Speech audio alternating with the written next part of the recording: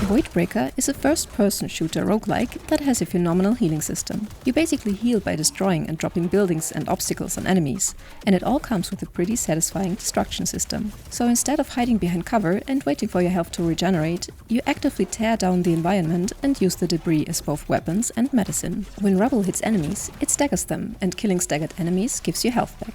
So there's a constant cycle of destruction, stunning and healing that keeps you moving.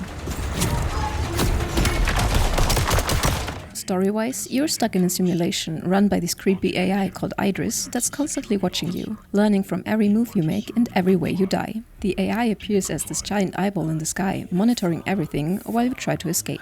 But you've got help from the spirit of a previous runner who's somehow trapped in your gun, giving you advice and trying to guide you toward freedom.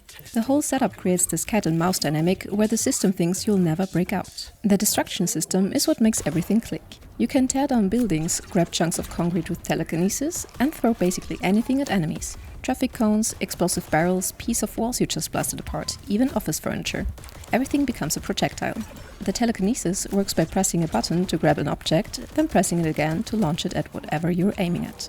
You stay mobile the whole time with fast dashing, sliding and rail grinding. Movement is fluid and encourages you to stay airborne and mobile. You can grind on rails between buildings, dash in multiple directions, and there's a double jump for reaching higher areas. You start with just a basic pistol, but can attach various mods that completely change how it works. Projectile mods change what your bullets do, make them bounce off walls, explode on impact, freeze enemies, shoot electric sparks, or even create copies of themselves as they travel.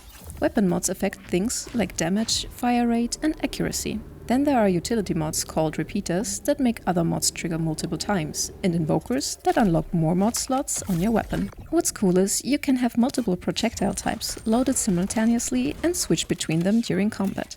So you can have regular bullets for long-range fights, explosive rounds for groups of enemies, and ice projectiles for crowd control, all on the same gun.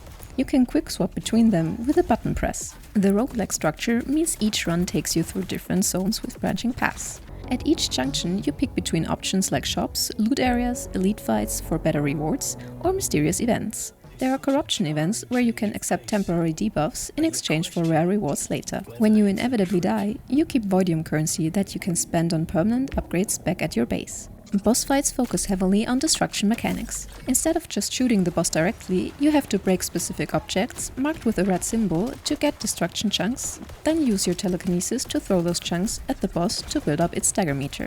When the stagger meter fills, the boss becomes vulnerable and drops health and ammo. The destructible objects respawn after a short time, so there's this rhythm of breaking, throwing, dodging and repeating. Combat gets pretty chaotic, with multiple enemies shooting various projectile types, while you're dashing around, throwing debris and switching between different ammo types. The visual and audio feedback during these intense moments can be overwhelming, but in a satisfying way. Explosions are loud and frequent, debris flies everywhere and the screen fills with particle effects. Right now, it's in early access with 3 full zones playable and all the core mechanics implemented. The developer plans 6 to 12 months of updates based on player feedback, adding more zones, enemies, weapons and mod combinations. And this sentence concludes today's video. If your time was respected, a like or comment is very much appreciated.